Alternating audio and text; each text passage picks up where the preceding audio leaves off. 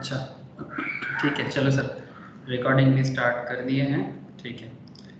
अच्छा, company law में हम लोग धीरे धीरे एडवांस लेवल में और डीप डाइव कर गए हैं।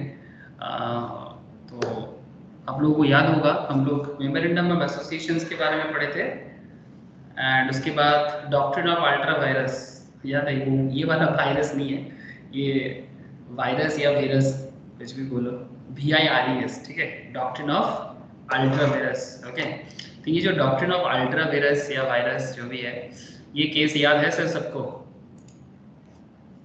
हाँ सर, सबको याद है? लास्ट क्लास में हम लोग क्या पढ़े थे? Memorandum of association, doctrine of ultra virus, याद है या नहीं?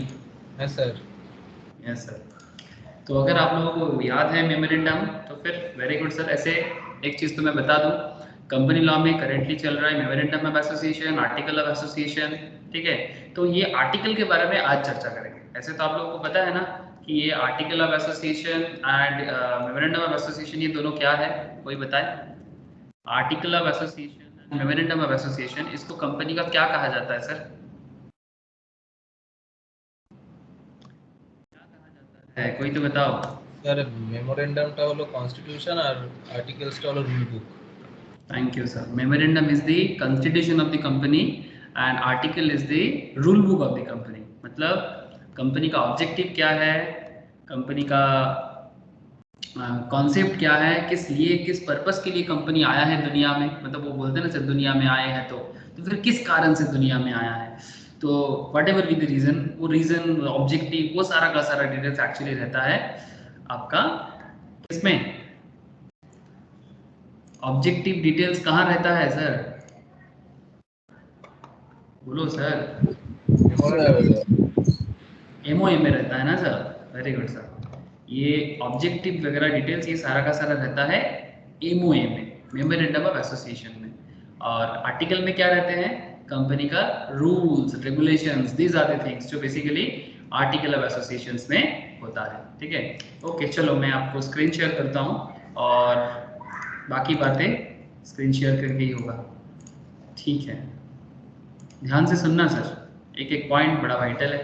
जैसे आप लोगों को रिलायंस का आर्टिकल एंड मेमोरेंडम हम लोग क्लास में normally as a real life example के तौर पे यूज करते हैं। ये भी एक MOA एंड AOA दिख रहा है सर स्क्रीन पे? MOA AOA दिख रहा है स्क्रीन पे? Yes sir.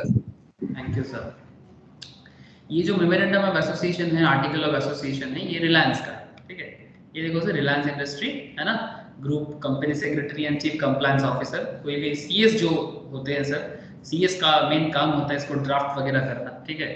ऑब्वियसली कंपनी का जो भी डिटेल्स वगैरह है, अकाउंट्स डिटेल्स, कॉस्ट डिटेल्स, ये सब तो CA-CMA का काम नॉर्मली होता है। लेकिन कोई भी कंपनी का MOA, AOA, ठीक है, ये सारा का सारा काम तो CS का होता है। तो ऑब्वियसली CS वाले बड़े खुश होंगे, ठीक है, कि चलो हम लोगों का काम बहुत जोर का है। यस सर, बहुत इंपॉर्टेंट काम करते हैं कंपनी सेक्रेटरीज, एंड CA-CMA का काम भी तो इम्पॉर्टेंट है, ऑल दीस थिंग्स। तो बेसिकली इसके अंदर देखो सर, सर्टिफिकेट्स, ये देखो MOA एंड नाउ चलो सर AOA। तो MOA के बारे में हम लोग लास्ट क्लास में चर्चा कर चुके हैं, किए कि नहीं किए sir? Name of the company, name clause, registered office clause, object clause, याद है? लिमिटेड लायबिलिटी क्लॉज, अरे है कि नहीं है सर? याद है ना? यस नो कुछ तो बोलो। हाँ सर। Thank you sir. ये देखो sir, article of association, we are now, अब हम लोग अभी बात करेंगे। ये तो रिलायंस का है, आप देख सकते हो 248 पेजेस का आर्टिकल ऑफ एसोसिएशन का डिटेल्स है, ठीक है।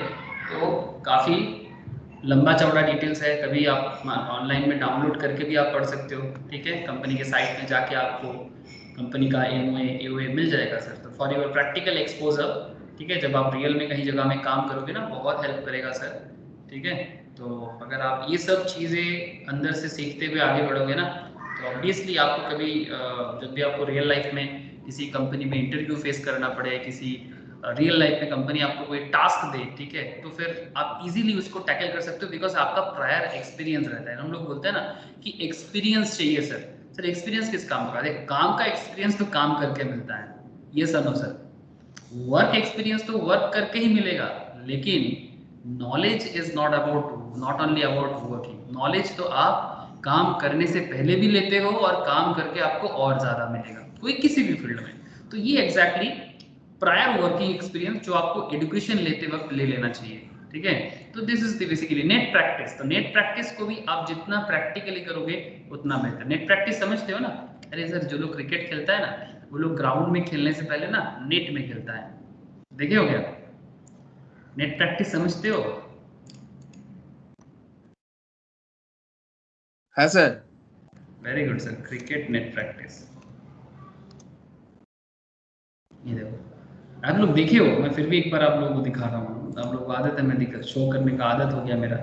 जस्ट लोग, ये लोग देखो, ये क्या कर रहे हैं, नेट में प्रैक्टिस कर रहे हैं। तो ये नेट प्रैक्टिस से क्या रियल लाइफ प्रॉब्लम सॉल्व हो जाएगा?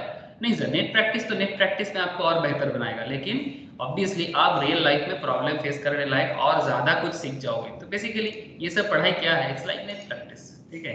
तो चलो देखते हैं आर्टिकल ऑफ एसोसिएशन में क्या है, क्या क्या सीख पाएंगे हम लोग आर्टिकल ऑफ एसोसिएशन से, ठीक है। आई होप आप लोगों को बड़ा मजा आएगा सर। ऐसे शेयर कैपिटल के बारे में हम लोग ऑलरेडी चर्चा कर चुके हैं। मैं तो कोशिश करता हूँ सर, आप लोग जो भी पढ़ाई कर रहे हो वो सारा का सारा प्रैक्टिकली कनेक्ट कर पाओ, ताकि वर्किंग लाइफ में आप लोगों को दिक्कत नहीं होगा। ऐसा नहीं, दिक्कत होगा, दिक्कत तो हर काम में होता है। कोई भी प्रॉब्लम को सॉल्व करने में हमेशा प्रॉब्लम फेस करना पड़ता है, लेकिन जितना इजीली आप प्रॉब्लम को टैकल कर पाओ ना, वो ज़्यादा बेहतर होता है, ठीक ना सर? यस सर, आप गलत कब होते हो? बस हम ही लोग आपका बात सुनते सुनते बोर हो जाते हैं। Yes sir, I understand. Okay, तो article of association, the article of association of a company are its rules and regulation. दिख रहा है ना सर सबको? स्क्रीन शॉट का शो हुआ है? अच्छा, मैंने रिकॉर्डिंग ऑन किया ना। आज सुबह एक क्लास में मैम का क्लास था, एक दिक्कत हो गया सर, ये रिकॉर्डिंग ऑन करना भूल गए थे। ये रिकॉर्डिंग हो रहा है, दिक्कत हो जाता है ना रिकॉर्डिंग नहीं होने से। फिर आप ही लोगों में से अगर किसी का क्लास मिस हो जाता है, फिर उनको शेयर नहीं कर पाते। ऐसा मिस्टेक हो जाने से आप लोगों को रिक्वेस्ट है, याद दिला देना सर, रिकॉर्डिंग का मैसेज नहीं आया बोल के, ठीक है? समझे कि नहीं समझे? Yes, sir. Okay, sir. The article of association of a company are its rules and regulations which are framed to manage its internal affairs. ध्यान से सुनना, आर्टिकल ऑफ एसोसिएशन भी पढ़ेंगे, केस स्टडीज भी पढ़ेंगे। तुर्कवान रूल आते हैं सर, तुर्कवान रूल बड़ा खतरनाक रूल है, बट एग्जैक्टली बड़ा मजा आएगा।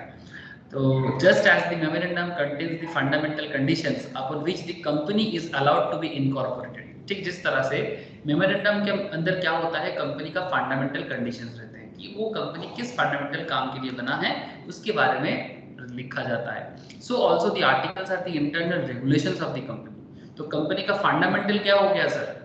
कंपनी का फंडामेंटल हो गया उसका MOA, memorandum of association. Similarly company का आर्टिकल क्या हो गया? उसका इंटरनल रेगुलेशन, है ना? So also the articles are the internal regulations. तो इंटरनल रेगुलेशंस क्या हो गया? एओए। अरे एओए बोलते वक्त आप लोग वो, ये क्या मूवी का नाम है वो, क्या कपूर, नाम बताओ ना। एओए ऐसा करता रहता है, तोतला हकला का एक्टिंग करता है। एमओए बोलते वक्त आप मेरे को ही याद आ जाता है। गोलमाल, गोलमाल में क्या नाम है? तुषार कपूर। हाँ, नाम याद आ गया। वो तुषार कपूर ऐसे करता रहता है ना सर, एओए ऐसा करता रहता है। हाँ, कुछ भी है, ठीक है। तो ये एमओए और एओए बोलते वक्त आप भी वैसा याद कर सकते हो, ठीक है। ऐसे तो ये शॉर्ट फॉर्म है। अच्छा, Guinness versus land corporation of Ireland, इनके बीच में एक केस हुआ था जिसमें ये आर्टिकल्स के बारे में फर्स्ट टाइम समझ में आया था। This general functions of the articles have been aptly summed up by the Lord Cairns in Ashbury Carriage Company versus Ritchie. Ashbury Carriage Company versus Ritchie का केस तो आप लोगों ने लास्ट में ही देखा, ठीक है। तो वहीं पर कुछ चीजें समझ में आ गया था। The articles play a part subsidiary to memorandum of association. MOA का सब्सिडियरी है। आर्टिकल क्या हो गया सर? सब्सिडियरी ऑफ एमओए, मतलब एमओए के अंडर पे एक्चुअली एओए होता है। तो सब्सिडियरी ऑफ एमओए क्यों बोला, समझ में आया सर? मतलब एमओए तो फंडामेंटल के लिए बना हुआ है, लेकिन कंपनी का जो भी रेगुलर रूल्स वगैरह है, जो इंटरनल रेगुलेशन है, बेसिकली कंपनी का जो इंटरनल कंट्रोल है, ठीक है, जैसे हम लोग आपको यहाँ पर रिलायंस का इंटरनल कंट्रोल दिखा रहे हैं, ठीक है, तो ये देखो यहाँ पर से company to be govern by these articles, interpretation act, article, board of directors, company rules, company का शील, कंपनी का नंबर एंड जेंडर, ठीक है, expression in the articles to bear the same meaning in this act, ये सारा का सारा actually articles में लिखा रहता है, ठीक है सर, समझ तो आ रहा है। मैं आगे आगे बात को और बढ़ाता हूँ सर, ध्यान से देखो।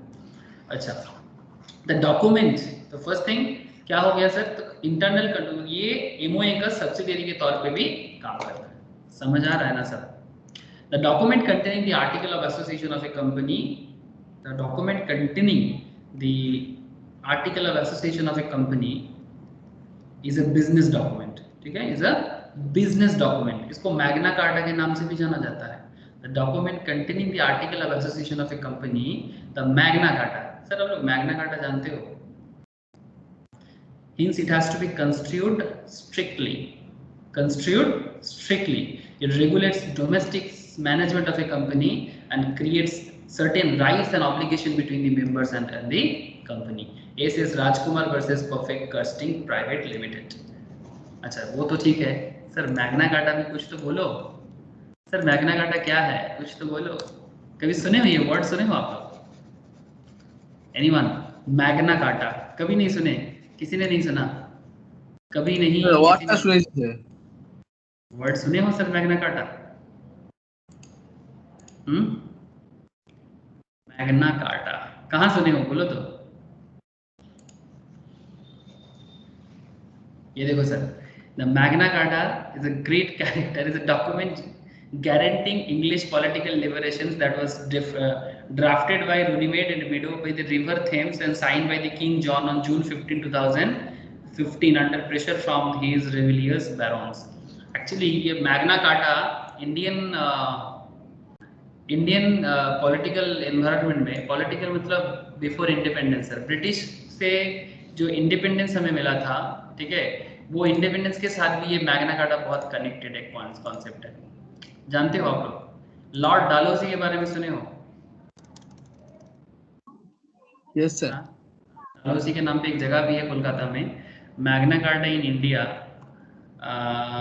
ये इन इंडियन हिस्ट्री, ये Magna carta in Indian history, ये मोस्ट प्रोबेबली लॉर्ड डालहौसी, मुझे अगर इसका डिटेल्स मिल जाए ना मैं आपको दिखाऊंगा, ठीक है। इसमें बेसिकली रूल्स बना के इंडियन, इसका एक कहानी है सर, इट्स वेरी मतलब बहुत भयंकर कहानी है मैग्ना कार्टा, मैं डिस्कस करूंगा एक बार आप लोगों के साथ कि मैग्ना कार्टा के नाम से क्या जाना चाहिए। Strict rule basically Indian farmers का, आज के डेट में जो आज के डेट में फार्मिंग को लेके बहुत ज़्यादा कंट्रोवर्सी चल रहा है, बट ये इंडियन फार्मर्स का जो बैकबोन है ना, ये बैकबोन को खराब किया गया था ये मैग्ना कार्टा कॉन्सेप्ट के थ्रू से, ठीक है। I will discuss, but this is not a bad thing, अगर अच्छे कॉज के लिए अगर यूज होता है तो रूल्स आर नॉट बैड, ठीक है, बट डिपेंड करता है कि रूल्स जो है वो कितने गुड कॉज में उसको यूज किया जा रहा है ना सर। रूल्स कितना गुड कॉज में यूज किया जा रहा है ये बहुत वाइटल होता है, बात समझ में आ रहा है ना सर। तो रूल्स कभी खराब नहीं होता, रूल्स का यूज कहाँ हो रहा है, किस तरह से हो रहा है, ये मैटर करता है। तो जो भी हो आप लोग इतना समझ लो, करेंटली इतना समझ लो कि बाकी डिटेल्स में ये लॉर्ड डालहौसी ने क्या किया था, किस तरह से फार्मर्स का बैकबोन को, स्पाइनल कॉर्ड को तोड़ दिया था, जिसका इफेक्ट आज भी है, मैं बताऊंगा उसके बारे में, अगर आप लोग सुनना नहीं भी चाहो तो भी बता दूंगा, don't worry. The document containing the article of association of a company, the Magna Carta, is a business document. Hence, it has to be construed strictly. It regulates domestic management of a company and creates certain rights and obligations between the members and the company. Okay? The article of association are in fact the bylaws of the company. Company का bylaws है, मतलब company का जो main MOA है उसका bylaws है, according to which director and other officers, point to be noted, हाँ, जितना बेसिक को स्ट्रॉन्ग करोगे केस स्टडी समझ में आएगा, प्लीज ध्यान से रहना। According to which director and other officers are required to perform their functions as regards the management of the company. ठीक जैसे बोला है मैग्ना कार्टा में वैसा ही परफॉर्म करना है, किसको? डायरेक्टर्स एंड मैनेजमेंट को। बात समझ रहे ना? इट्स अकाउंटेंट्स एंड ऑडिट, मतलब चाहे कंपनी का अकाउंट्स हो चाहे कंपनी का ऑडिट हो, ठीक है। It is importance therefore that the auditor should study them, and while doing so he should note the provision therein in respect of the relevant matters. जब आप फाइनेंस ऑडिट करने जाओ as a chartered accountant, okay, जो सबसे ज़्यादा audit का काम कौन करता है, सबसे ज़्यादा फेमस ऑडिट क्या है, फाइनेंस ऑडिट। तो जब आप फाइनेंशियल ऑडिट करने जाओ एज ए चार्टर्ड अकाउंटेंट, तो इन दैट केस आपको कंपनी का डिटेल्स रूल बुक पता होना चाहिए। कितना चार्टर्ड पढ़ते हैं रियल लाइफ में, yes there is a question, but seriously sir, आपको किसी कंपनी का डिटेल्स लेने से पहले कंपनी का एमओए, कंपनी का AOA, you have to read this kind of things. Company के अकाउंट्स में ही एक्चुअली ऑडिट करने के लिए जाते हैं, और जब भी कंपनी के अकाउंट्स ऑडिट करने के लिए जाते हैं, जो लोग ऑडिट पढ़ते हैं ना सर, उनको मैं पढ़ाने के टाइम पे बताता हूँ सब्जेक्ट को कि ऑडिट का रियल फैक्टर क्या है, क्यों ऑडिट होता है। दैट्स अ डिफरेंट इशू, मैं भी ऑडिट में जाना नहीं चाहता बिकॉज वो एक अलग ही एस्पेक्ट्स हो जाएगा, obviously connected and related, but currently I don't want to talk much. But हाँ, as a CA it's a very, मतलब बहुत ज़्यादा प्रिविलेज मिलता है ऑडिट करने का, और इन्हीं के पास ऑडिटिंग स्टैंडर्ड्स है। सीएस एंड सीए में भी ऑडिट करते हैं सर, वो भी एक डिफरेंट काइंड ऑफ ऑडिट करते हैं, cost audit and secretarial audit. CS are considered responsible for secretarial audit, मतलब रूल्स रेगुलेशंस ठीक हो रहा है कि नहीं, लेकिन ये अभी भी इंडिया में बहुत फेमस नहीं हुआ है, may be in coming days famous हो जाए, तो सीएस इन प्रैक्टिस का बहुत ज़्यादा बोलबाला हो जाएगा। सीए में का जो ऑडिट है वो मैंडेटरी है सर, मैन्युफैक्चरिंग डिपार्टमेंट में करना जरूरी होता है। Okay sir, different kind of special audit होता है सर, वो फिर बाद में चर्चा करेंगे। लेकिन आपको किसी भी कंपनी का डिटेल्स चेक करने के पहले उस कंपनी का एमओए एंड यूए को रीड कर लेना एज एन ऑडिटर भी बहुत इंपॉर्टेंट एक फैक्टर होता है। Section 5 of the companies act, section 5 of the companies act 2013 seeks to provide the contents and model of article of associations. क्या है? सबसे पहले contents regulations. The article of a company shall contain the regulations. याद रखना sir, section 5 of the Companies Act 2013 seeks to provide the contents and model of article of association. सबसे पहले क्या है? Contains regulations. The article of a company shall contain the regulations for management of the company. Inclusion of matters. The article shall also contain such matters as are prescribed under the rules. However, a company may also include such additional matters in its article, so may be considered necessary for its management. मतलब जो rules है वो तो बोलेगा, लेकिन अगर management के लिए कोई स्पेशल रूल है तो वो भी बताना पड़ेगा। Contain provisions for entrenchment, the article may contain provisions for entrenchment, मतलब to protect something. Entrenchment means to protect something to the effect that specified provision of the articles may be altered only if conditions or procedures as that are more restrictive than those applicable in the case of special resolutions are made or complied with। मतलब basically आप rules change कर सकते हो, वो depend करता है कि situation क्या है। जैसे अगर आपको मैं एक एग्जांपल बता सकता हूँ, टू प्रोटेक्ट समथिंग, जैसे बता ना, तो article may contain provisions for entrenchment to protect something to effect that specified provision of the articles may be altered only if conditions or procedures as that are more restrictive than those applicable in the case of special resolutions are made or complied with. मैं इसके बारे में आपको एक simple बात कह सकता हूँ, because it's a popular concept बताने से आपको थोड़ा सुविधा होता है। जैसे आप लोगों को पता है कि रिसेंट ट्रेंड में इंडियन गवर्नमेंट एक बहुत बड़ा सेक्शन में चेंजेस किया है, ऑल्टर्ड किया है। क्या सेक्शन सर? ऐसे बहुत सारा सेक्शन है, लेकिन एक सेक्शंस में बहुत बड़ा बदलाव लाया है। क्या सेक्शंस के बारे में मैं बात कर रहा हूँ? किसको समझ में आ रहा है सर, मैं किस सेक्शन के बारे में बात कर रहा हूँ? 370। अरे शाबाश विश्वजीत, आप तो एकदम मन की बात पढ़ ली, very good sir. Recent trend ने इंडियन गवर्नमेंट ने एक बहुत बड़ा ये सेक्शन लाया नहीं गया सर, ये सेक्शन पहले से ही था। सेक्शन 370 के बारे में जो मैं बात कर रहा हूँ, जिसपे फुल इंक्लूजन ऑफ कश्मीर, ठीक है, मतलब एक्चुअली कश्मीर पे जो स्पेशल स्टेटस था, ये कश्मीर का ये स्पेशल स्टेटस अभी छीन लिया गया। सिंपल बात है कि उसको एक बाकी स्टेट की तरह ही ट्रीट किया जाएगा। तो सर पहले क्यों नहीं होता था फिर? सेक्शन 370 के में पहले सरकार ने एज सच कोई स्टेप्स क्यों नहीं किया? बिकॉज सेक्शन 370 जो है वो उस टाइम पे लगा गया था जब आफ्टर इंडिपेंडेंस इंडिया और पाकिस्तान के बीच में कश्मीर को लेके प्रॉब्लम छिड़ गया था, ठीक है। अब ये आर्टिकल 370 बहुत पहले से ही आप देख सकते हो। ये देखो सर, मैं क्यों दिखा रहा हूँ, 2 मिनट देख लो, शायद आप लोग पढ़ते नहीं हो इतना ज्यादा, बट कोशिश कर लो। Article 370 of the Indian constitution gives special status to Jammu Kashmir region located in the northern part of the Indian subcontinent which was administered by India state on 1954 31 October 2019 conferring it the power to have a separate constitution, state flag and autonomy. मतलब समझ रहे हो, मतलब कश्मीर ये 370 1954 में कश्मीर के लिए जवाहरलाल नेहरू ने बनाया था। मुझे नहीं पता सर, कश्मीर हजारों साल से 10,000 एक मतलब 5,000 10,000 साल से is part of India. I think जब से वर्ल्ड बना है तब से ये कश्मीर इंडिया का है, लेकिन जस्ट बिकॉज ऑफ यही पार्टी पॉलिटिक्स के चक्कर में रिलीजियस बेसिस पे, सीरियसली बताओ आपको, रिलीजियस बेसिस पे आप इस बात पे कैसे एग्री हो सकते हो? और इतना बड़ा प्रॉब्लम क्रिएट करके गया था सर। सीरियसली मैं प्राइम मिनिस्टर को क्रिटिसाइज नहीं करना चाहता, बट क्या है कि अगर उसका प्रॉब्लम इतना बड़ा इंडियंस को, आप लोगों को लगता क्या है कि कश्मीर का इशू सिर्फ कश्मीर का इशू है? आपको पता है कि आज अगर कश्मीर का इशू ना होता तो पूरा इंडिया में डेवलपमेंट कितना हो सकता था? एनीवन सर, आपको बता रहा हूँ, एक सेक्शन का इंपॉर्टेंस बता रहा हूँ, फिर कंपनी तो आप ऐसे ही समझ जाओगे। बिकॉज देश का सेक्शन समझ जाओगे ना तो कंट्री का सेक्शन समझने में एकदम प्रॉब्लम नहीं होगा। मैं आपको एक सिंपल बात कर रहा हूँ, ज्यादा पॉलिटिक्स में नहीं जाऊंगा, मैं बस आपको एक सिंपल सवाल कर रहा हूँ कि अगर कश्मीर का इश्यूज ना होता तो क्या देश में डेवलपमेंट ज्यादा होता? ये सब लोग, आपको नहीं लगता कि इंडिया का जो एक्सपेंस है उसका मैक्सिमम पोर्शन तो देश को डिफेंस देने में खत्म हो जाता है? बहुत। Yes sir. ये सर नो सर, क्या हाँ मैं सर। गलत बोल रहा हूँ? तो हाँ सर। अगर अगर और सिर्फ एक डिफेंस का बात नहीं है, एक तरफ पाकिस्तान दूसरी तरफ चाइना, हाँ, एक तरफ पाकिस्तान दूसरी तरफ चाइना, मतलब ये लोग दोनों एंगल से हम लोगों के पीछे पड़ा हुआ है। गलती क्या हुआ था हम लोगों से? गलती क्या हुआ था? अब वो जाति के आधार पे जैसे बांग्लादेश अलग हुआ, ठीक है, पाकिस्तान अलग हुआ, इंडिया का पार्ट, अफगानिस्तान अलग हुआ, अफगानिस्तान से सेम केस। अब पाकिस्तान अलग हो गया ना तो फिर अफगानिस्तान हम ले नहीं पाए, मुश्किल ही है। आपको बता दूं कि Afghanistan is also part of India, ठीक है, मतलब जो मेन लैंड इंडिया है, Afghanistan is also India. Gandhar है सर, गांधार, आप लोग जानते हो? गांधार जानते हो? अरे सर अफगानिस्तान गांधार है, गांधार समझते हो? अरे कभी आप लोग महाभारत पढ़े कि नहीं पढ़े? उसका पुराना नाम गांधार है, गांधार राज। कौन है सर? अरे सर महाभारत में अगर आप लोगों ने पढ़ा है तो वहां पर आपको पता होगा कि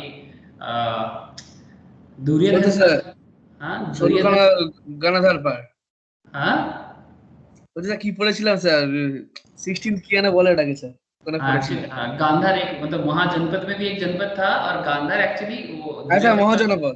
महाजनपद वो उसमें भी था। और एक्चुअली गांधार जो शकुनी था ना सर, जो शकुनी मामा, जो क्रूरता का निशान था, एक्चुअली वो इसका मतलब मैं उसका नाम याद नहीं कर पा रहा, मतलब दुर्योधन का जी माँ थे सर, धृतराष्ट्र की जो बीवी थे, ठीक है, ठीक है, उनका राज्य था गांधार, ठीक है, तो वो है अफगानिस्तान। चलो सर मैं आपको माइथोलॉजी भी नहीं सिखाना चाहता, पॉइंट इज दैट अब धीरे धीरे देश तो छोटा हो गया ना सर। आप चाइना को देखो, चाइना किस तरह से अपने आप को बना के रखा है इतना बड़ा, और भी स्प्रेड कर रहा है, इंडिया को भी लेना चाहता है, लेकिन सर हम लोग अपने आप को रख नहीं पाए। अब मुश्किल क्या हो गया ना, आफ्टर 47 200 साल का ब्रिटिश राज के बाद, 200 साल के ब्रिटिश राज के बाद, एक तो जाने से पहले दोनों हिस्सा खत्म करके चला गया, पाकिस्तान चला गया, तो फिर अफगानिस्तान तो ले ही नहीं सकते, बीच में से बांग्लादेश को अलग करके लेके चला गया just because of religious basis पे। अब उसका प्रॉब्लम क्या है, हम लोग आज एम्प्लॉयमेंट का बात करते हैं ना, हम लोग बोलते हैं कि एम्प्लॉयमेंट नहीं है, देश में शांति नहीं है। अरे सर देश में शांति, एम्प्लॉयमेंट, इसके लिए आपको नींव जो है, मतलब जो बेस है ना, वही खराब हो गया है। क्या खराब हो गया है? 1954 में एक छोटा सा डिसीजन, ठीक है, आप बोल रहे हो कि कश्मीर हमारा है, और इसमें बोलने वाला कोई बात नहीं है, Kashmir always part of India. तो लेकिन प्रॉब्लम क्या हो गया, आप वहां पर क्या कर रहे हो, कॉन्स्टिट्यूशन में क्या लिख के 370 सेक्शन में क्या बना के गए हो सर? देखो सर हिस्ट्री भी जानो, ठीक है, just look at this, state flag and autonomy. आप कश्मीर को ऑटोनॉमी दे रहे हो और स्टेट फ्लैग भी दे रहे हो। एक देश में दो निशान कैसे हो सकता है? मतलब हाउ कैन इट पॉसिबल कि दो दो झंडा एक कंट्री का?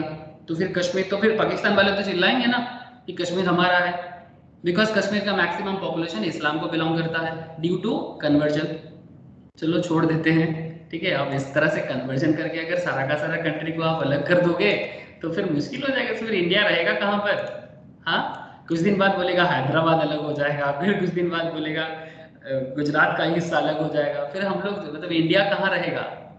हाँ, मतलब बात सिर्फ अभी का नहीं है सर, ऑल टाइम का बात कर रहा हूँ, ठीक है, मतलब अगले पीढ़ी के लिए क्या रखेंगे। ये एक फेमस पोएट्री था, एक फेमस पोएट का, आप लोगों को याद होगा, ये फेमस इंडियन वेस्ट बंगाल के फेमस चीफ मिनिस्टर थे, उनका नाम है बुद्धदेव भट्टाचार्य तो उनका फेमस थे कि नहीं आई डोंट नो, उनका अंकल थे, उनका नाम है नाम बताएगा कोई? मुझे याद है किसी को, बुद्धदेव भट्टाचार्य का अंकल थे, बट पोएट्री मुझे याद है पोएट का, कि এই পৃথিবীকে এই শিশুর বাসযোগ্য করে যাব আমি নবজাতকের কাছে আমার দৃঢ় অঙ্গীকার। मतलब कॉन्सेप्ट एकदम सिंपल था कि इस दुनिया को ऐसे बना के जाएंगे ना कि जो नवजात शिशु भी आएगा ना, मतलब जो न्यू बॉर्न बेबी भी आएगा ना, वो भी जी पाए ऐसा दुनिया बना के मरना चाहना चाहिए सबको। तो ऐसा इंडिया तो किसी को पसंद नहीं होगा ना सर, जो इंडिया धीरे धीरे धीरे धीरे टूट रहा होगा, ठीक है। और उसमें सारा का सारा खर्चा, करेंट जो सिचुएशन है उसमें तो मैक्सिमम खर्चा तो इंडिया को डिफेंस देते देते खत्म हो जाते हैं। एक तरफ पाकिस्तान से बचो, दूसरी तरफ चाइना से बचो, अब सारा खर्चा उधर चला जाएगा तो फिर बचेंगे कैसे, मुश्किल है। चलो सर, अब 370 को हटाने के पीछे क्यों काम किया गया, आई होप आपको समझ में आ रहा है। ऐसे सभी को वेलकम करता है, नो कि सब कोई एग्री है, बट इस एग्रीमेंट में भी प्रॉब्लम है।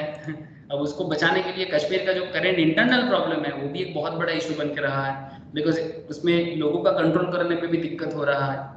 तो ये तो कंट्री वाइज में बात कर रहा हूँ। अच्छा सर, मैं थोड़ा सा गंभीर भी मुद्दे पे बात कर लिया, लेकिन मैं एक बार आप लोगों को पूछना चाहता हूँ कि एक सेक्शन का इंपॉर्टेंट आप लोग समझ सकते हो? हेलो प्लीज बताना, अरे बोलो सर, एक सेक्शन का इंपॉर्टेंस समझ सकते हो कि जरूरत में ऑल्टर करना क्या होता है? Hello yes sir. आपको बता दो सर, ये देखो सर, ये इतना बड़ा कश्मीर है ना, मैं आपको मैप में क्या दिखाया, ये हमारा कश्मीर है। मैंने आपको मैप में क्या दिखाया, हमारा कश्मीर क्या है, this is our Kashmir. But आपको एक चीज देख के बड़ा दुख होगा सर, आई डोंट नो आप लोग कितने लोग देश के बारे में सोचते हो, देश के बॉर्डर के बारे में सोचते हो, आई डोंट नो आप में कितना जन सोचते हो, बट अगर नहीं सोचते हो तो फिर मैं आपको एक प्रूफ देता हूँ sir. Just look at the area. Current Kashmir India के पास सिर्फ इतना है, जितना मैंने पूरा दिखाया वो पूरा नहीं है sir. Current India is just this. ये कान देख रहे हो सर, चाइना लेके बैठा हुआ है। आपको देश के बारे में सोचना चाहिए, सोचना चाहिए, कुछ करो ना करो सोचना भी बहुत जरूरी है। और ये पोर्शन देख रहे हो सर, धीरे धीरे धीरे धीरे पाकिस्तान हड़प के लेके रखा ये पोर्शन आजाद कश्मीर के नाम पे, ठीक है। इसको बोलते हैं पीओके इस बॉर्डर को, और यहाँ पर है पीएलए, ये इसका नाम है आई थिंक मोस्ट प्रोबेबली पाक ऑक्युपाइड कश्मीर, और इसका नाम है कुछ line of actual control, line of actual control, LAC, ये पीएलए नहीं sorry LAC, this is called LAC. अब चाइना रिसेंटली यहीं पर प्रॉब्लम कर रहा है, अब वो भी खत्म हो रहा है ये कश्मीर। आप पता करो धीरे धीरे ये क्या बोलेगा, चाइना क्या बोल रहा है, लद्दाख हमारा है, फिर कुछ दिन बाद क्या बोलेगा सर, और 50 साल बाद क्या बोलेगा, क्या लगता है आपको? डोंट यू थिंक 2 दिन बाद बोलेगा हिमाचल प्रदेश भी हमारा है, फिर बोलेगा उत्तराखंड हमारा है, फिर बोलेगा उत्तर प्रदेश भी हमारा है, और फिर बोलेगा मध्य प्रदेश भी हमारा है। डोंट यू थिंक धीरे धीरे ऐसा ही बोलेगा? फिर बोलेगा भारत हमारा है। हाँ फिर वैसा ही होता है ना सर। समझा करो, ठीक है सर, चलो कोई बात नहीं सीरियसली ये सब तो कोई बताता नहीं है। अब कौन बताएगा देश के बारे में, कोई हम लोगों को पढ़ाया थोड़ी जाता है देश के बारे में, देश का नक्शा क्यों चेंज हुआ है, क्या रीजन है, पढ़ाते ही नहीं है सर, छोड़ दो। लेकिन sir I just want to talk about the section का इंपॉर्टेंस। तो content provisions of entrenchment, basically यहाँ पर आप जरूरत पड़ने से सेक्शंस को चेंज भी कर सकते हैं अपने रूल्स रेगुलेशंस बुक में, जैसे ना इंडियन गवर्नमेंट ने रिसेंटली 370 वाला सेक्शंस को लाके एक बहुत बड़ा चेंजेस किया। मैं तो जब मैं इसको सोचता हूँ sir, I am not any pro BJP और एनी काइंड ऑफ किसी भी पॉलिटिकल पार्टी का मैं तो पक्का सपोर्टर नहीं हूँ इस तरह से, बट मुझे देश को लेकर बड़ा चिंता है। आई थिंक आप लोग सोच सकते हो। अब करंट गवर्नमेंट का बात करता हूँ क्योंकि गवर्नमेंट सेंटर में बीजेपी बैठे हुए हैं, it's okay, but in decisions में मैं बहुत खुश हूँ, दैट्स व्हाई मैं बोलता हूँ कि चलो सर कुछ तो हो रहा है। इससे पहले तो किसी ने इसके बारे में सोचता ही नहीं था, कम से कम कोई तो है जो सोच रहा है कम से कम देश के बारे में कि देश का सिक्योरिटी सेफ्टी जरूरी है, और सिक्योरिटी सेफ्टी बना रहेगा तब जाके सिचुएशंस कंट्रोल में आएगा, नहीं तो क्या है सर, बंदूक और गोली चलाते चलाते ही हम लोग खत्म हो जाएंगे। अब आंख दिखाना भी जरूरी हो गया है सर।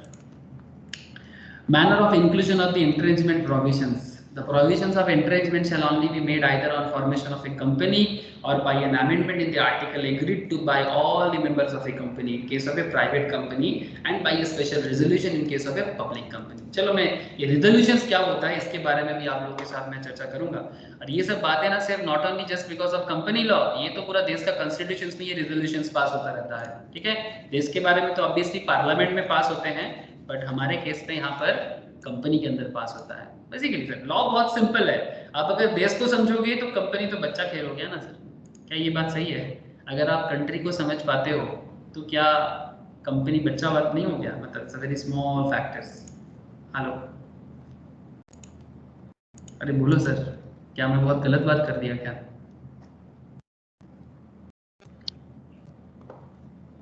हाँ, क्या ये बात गलत है कि अगर मैं देश को समझ सकता हूँ तो क्या कंपनी को समझना बहुत बड़ी बात हो जाएगा, या फिर वेरी इजी थिंग? नो और सर। मतलब देश के कंपैरिजन में एक कंपनी बहुत सिंपल है, तो अगर आपका सोच बड़ा हो जाएगा ना तो आपको कंपनी के बारे में सोचना बहुत आसान हो जाएगा। नहीं तो एक कंपनी लो आपको तंग करेगा, बट क्यों तंग करेगा? Just if you can think about your country, country का बिजनेस, कंट्री का इकोनॉमी, कंट्री का पॉलिटिक्स, कंट्री का डिफेंस, कंट्री का एवरीथिंग, देन कंपनी का डिफेंस, कंपनी का इकोनॉमी, कंपनी का रूल्स, कंपनी का कॉन्स्टिट्यूशन, सिंपल, छोटा हो जाता है। सिंपल बात।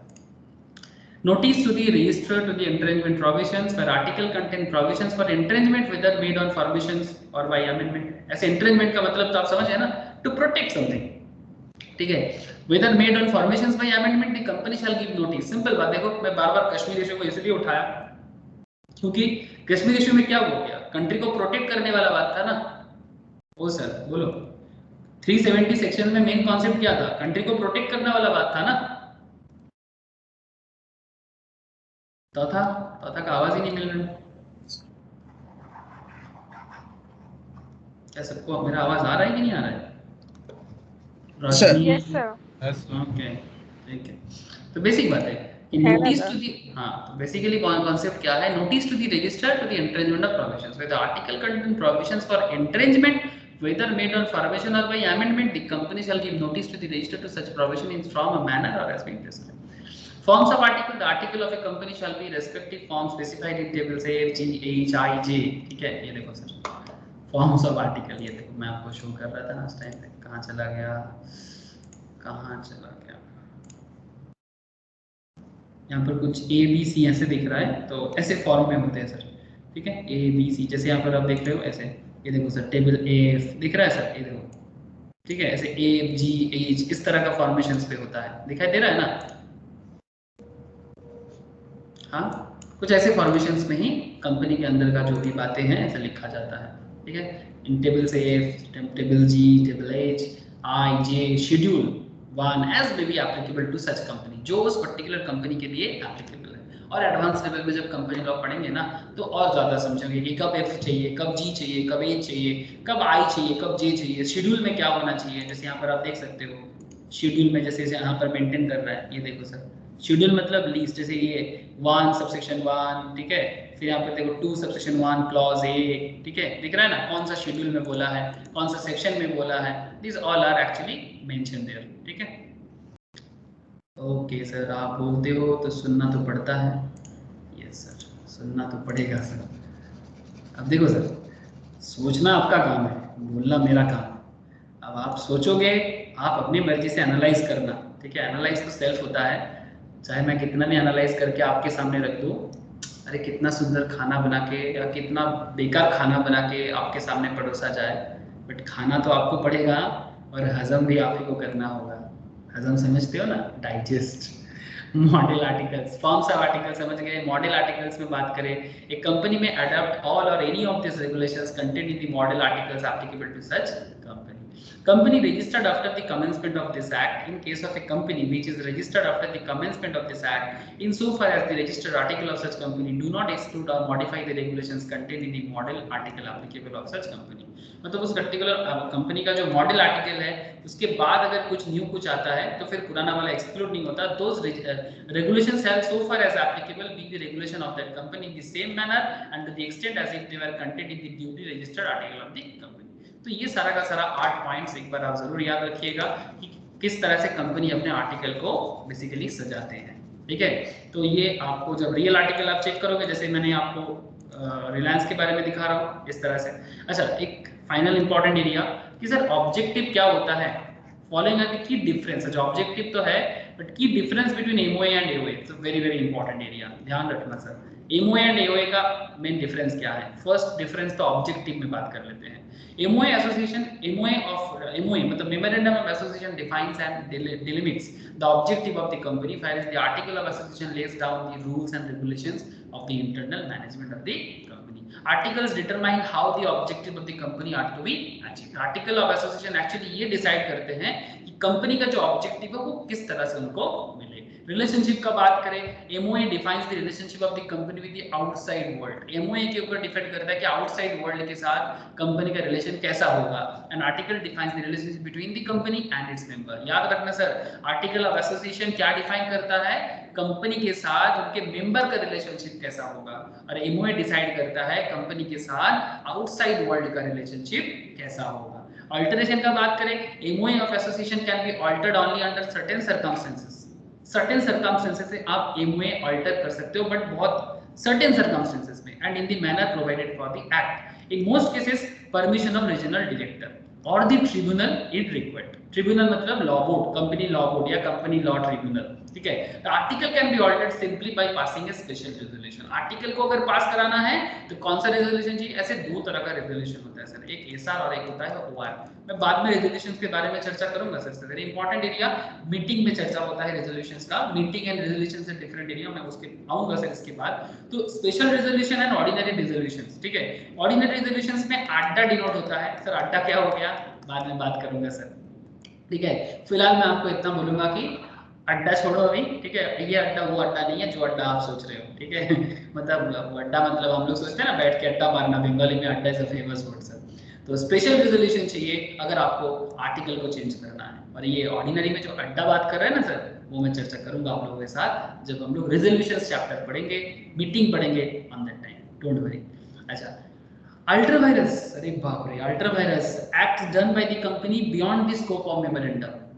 अगर कोई कंपनी का कोई भी काम मेमोरेंडम से बाहर होता है तो उसको अल्ट्रा वायरस बोलते हैं। ये तो मैंने लास्ट क्लास में आप लोगों को पढ़ाया। Acts done by the company beyond the scope of memorandum are ultra vires and void, वो वॉइड हो जाता है। These cannot be ratified even by the unanimous consent of all the shareholders. The act ultra vires, the articles can be ratified by a special resolution of the shareholders, provided they are not beyond the provisions of the memorandum. तो ultra virus concept मैंने already चर्चा कर चुका हूँ sir, तो फिर आप लोग समझ में आ गया। तो क्या है MOA, क्या है AOA, क्लियर है कि नहीं है? क्या है MOA एंड क्या है AOA? कॉन्सेप्ट एकदम झक्कास है ना सर, पानी की तरह। हाँ सर। अब now comes to the famous point. जैसे हम लोग लास्ट दिन पढ़े थे ना doctrine of ultra vires, similarly आज क्या पढ़ेंगे? Doctrine of indoor management. क्योंकि इंडोर मैनेजमेंट क्यों? सिंपल याद रखना सर, क्योंकि इंडोर मैनेजमेंट मतलब ये एओए जो है sir, AOA article of association जो है ना सर, ये कंपनी का क्या मैटर पे डिस्कशंस करते हैं? एओए कंपनी का कौन सा मैटर पे डिस्कशन करते हैं? बोलो।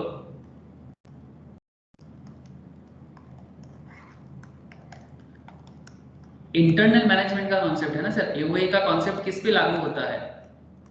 इंटरनल मैनेजमेंट पे लागू होता है ना? अरे बोलो सर, यस नो, कुछ तो बोलो। यस सर, है ना? तो article of association internal management पे लागू होता है, and that is the why हम लोग अभी क्या पढ़ने जा रहे हैं sir? Doctrine of indoor management. मतलब इंडोर मैनेजमेंट का डॉक्ट्रिन क्या है? डॉक्ट्रिन मतलब रूल्स, है ना? याद रखना sir, very very interesting and important concept. Okay, doctrine of indoor management, just like doctrine of ultra virus, यहाँ पर डॉक्ट्रिन ऑफ इंडोर मैनेजमेंट। ये एओए का एक फेमस कॉन्सेप्ट है।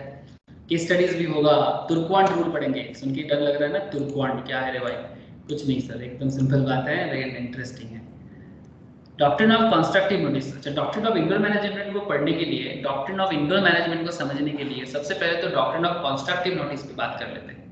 डॉक्ट्रिन ऑफ कंस्ट्रक्टिव नोटिस पे बात कर लेते हैं। सेक्शन 399, याद रखिएगा sir, section 399 of the companies act 2013 provides that any person can inspect, any person, कोई भी बंदा can inspect bye electronic means. Electronically आजकल सारा का सारा डाटा इलेक्ट्रॉनिकली होता है। Any document kept by the register. Register मतलब आरओसी सर, आरओसी। रजिस्टर मतलब कौन?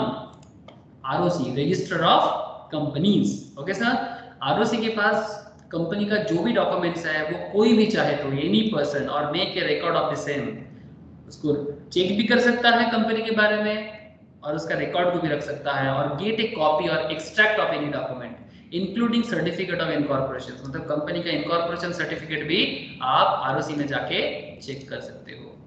अरे देखो सर, ये देखो, ये मैंने आपको रिलायंस के बारे में बोल रहा था, ये देखो एमओए, ठीक है, इसका सर्टिफिकेट ऑफ इनकॉर्पोरेशन भी मैंने शायद कभी दिखाया था, यहाँ पर है कि नहीं सर्टिफिकेट, ये देखो सर्टिफिकेट देख रहे हो सर, तो सर्टिफिकेट ऑफ इनकॉर्पोरेशन दिखाई दे रहा है, दिख रहा है, बोलो सर। Yes sir. ठीक है, तो आप ये भी किसी भी कंपनी का अगर आप देखना चाहते हो उसका आरओसी, तो आप वो भी जाके चेक कर सकते हो, कहाँ, आरओसी में जाके। लेकिन सर ऐसे ही चेक कर देगा क्या? नहीं सर, कुछ फीस देना पड़ता है, कुछ नॉमिनल फीस होता है। सर आरओसी कहाँ है? सर आरओसी इन कोलकाता निजाम पैलेस में है सर। निजाम पैलेस कहाँ है? रविंद्र सदन एक साइड। आपको मैं डेटा दिखा पाता हूँ, मतलब अगर नॉर्मली आजकल तो सब कुछ ऑनलाइन हो जाता है, पर फिर भी अगर किसी को ऑफिस विजिट करना है, आरओसी स्टेट वाइज मिलेगा, पता नहीं, कभी चेक नहीं किया। Register of companies in India,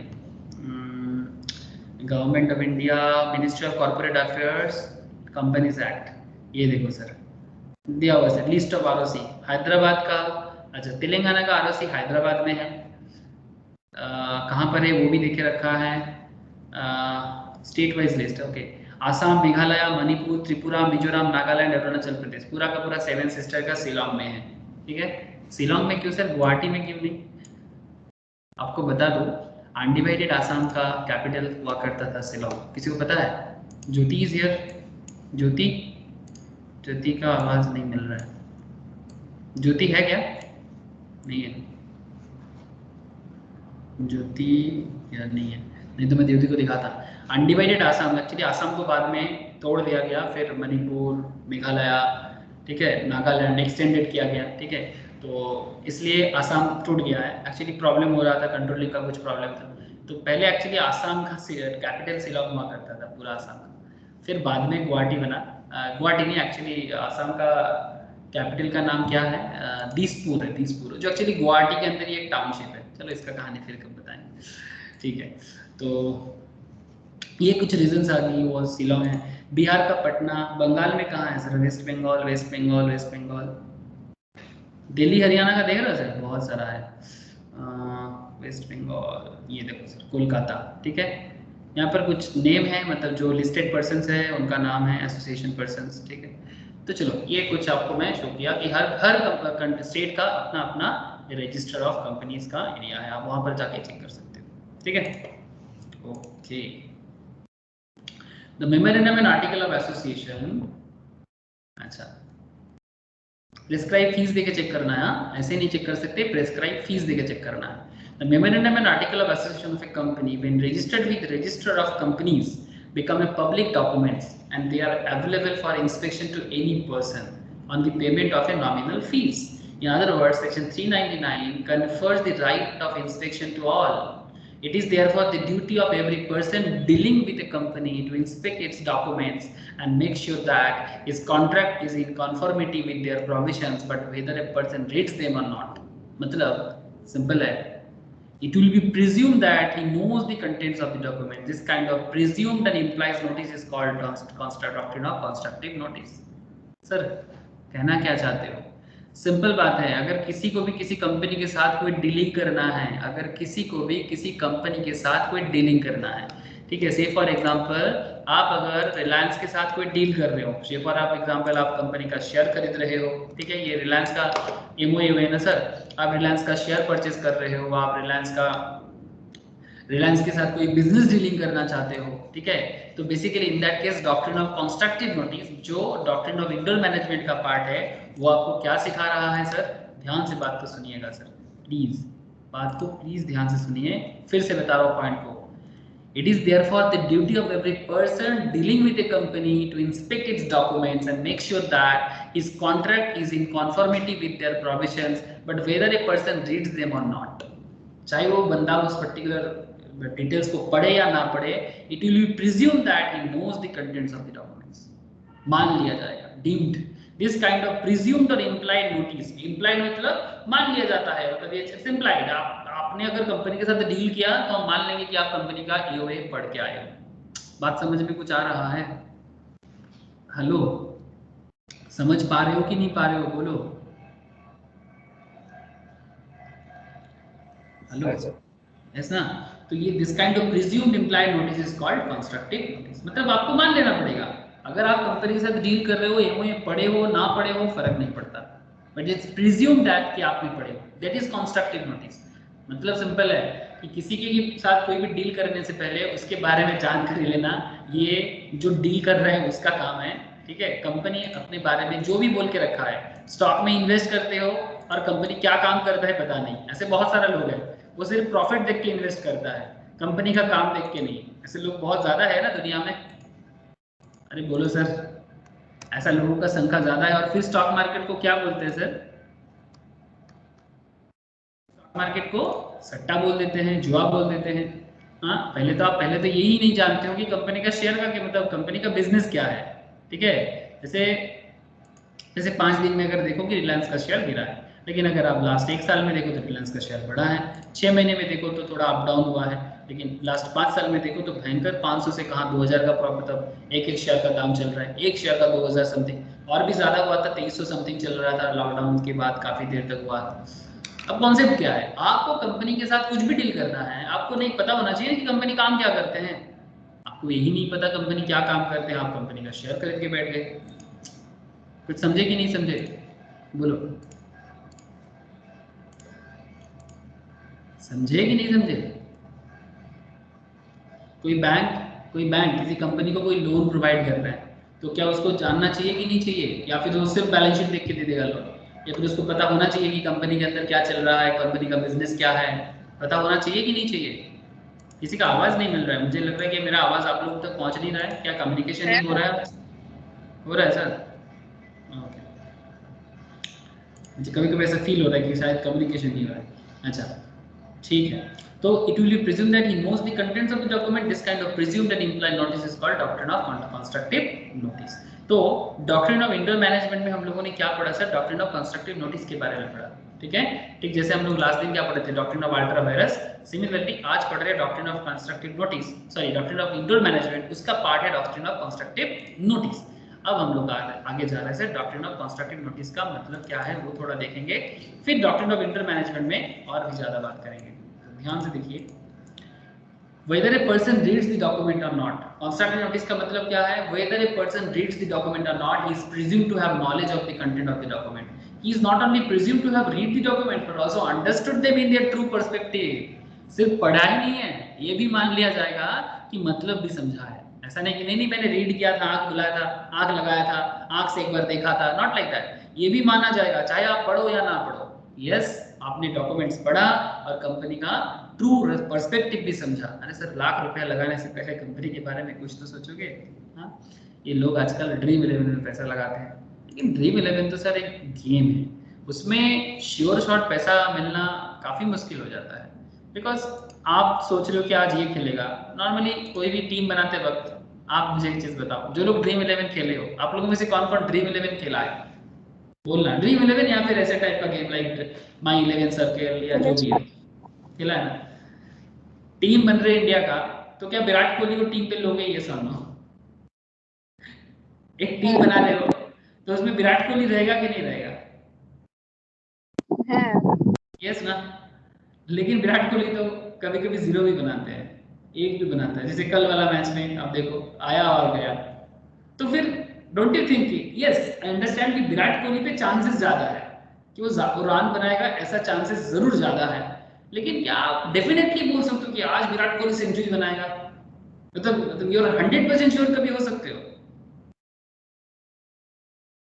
बोलो ना, हो सकते हो कि नहीं? चलो 100% छोड़ो, 80% श्योर हो सकते हो विराट कोहली आज सेंचुरी बनाएगा या 50+ स्कोर करेगा?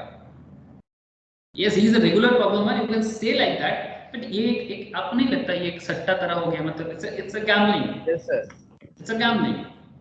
किस दिन कौन सा प्लेयर कितना विकेट लेगा, कौन सा प्लेयर कितना रन बनाएगा, इस पे बात करना थोड़ा मुश्किल है। मतलब कितना भी क्रिकेट का नॉलेज आपके अंदर हो फिर भी थोड़ा मुश्किल है। लक फेवर बहुत करता है, बहुत ज़्यादा। मे बी अगर क्रिकेट का बात करें तो ड्रीम 11 जैसे में 10% स्किल है ऑब्वियसली, जिसको कुछ नहीं पता वो तो कुछ नहीं कर पाएगा, बट कभी कभी मैंने देखा कि जिसको क्रिकेट का समझ ही नहीं है वो भी जीत जाता है, दैट्स अ डिफरेंट इशू। 10% का क्रिकेट का नॉलेज, 90% का लक। लेकिन स्टॉक मार्केट इस काइंड ऑफ जगह जहां पर आपको 30% लक का जरूरत है, 70% स्किल का जरूरत है, ठीक है। और उस स्किल में से कंपनी का एमओए एओए वगैरह रीड करना भी उसी स्किल के अंदर आ जाता है, ठीक है। तो किसी भी कंपनी में इन्वेस्ट करने से पहले उस कंपनी का एमओए एओए रीड करना आपको सीखना पड़ेगा, और वो भी ऐसे ही सीखना नहीं पड़ेगा सर, ट्रू पर्सपेक्टिव में सीखना पड़ेगा। आई डोंट नो आप लोग कितना बात को समझ पा रहे हो, तो these are the very important aspects.